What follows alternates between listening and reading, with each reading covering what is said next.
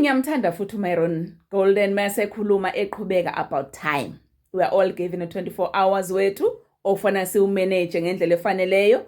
Kulo 24 hours wethu uNkulunkulu asinikeze wona, each and everyone amnike wona. We are here to multiply what you are given by God. Uze alinganise ukuthi those people in the Bible banikeza ama-talent banikezwa, so bawenza kanjani, we know that story. So i-time isinikeza ukuthi asibe ne-focus. I-time is my truth. Usho njalo uMyron. Each and everyone ayitshela ukuthi time is my truth.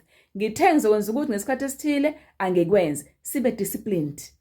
Disciplined. Uyabona eqaleni ukhulume nge-decision, wakhuluma nge-time, wakhuluma about speaking the way we speak, wakhuluma manje about i-discipline. Asi-discipline because entweni uzoyenza, into engiyithandayo, ngenza into engayithandi ukuze ngithole engiyithandayo. So i-discipline today creates freedom for tomorrow. Uma ngithe into ngizoyenza, mangiyenze into engenza ngibe successful empilweni, ngiye phambili nempilo.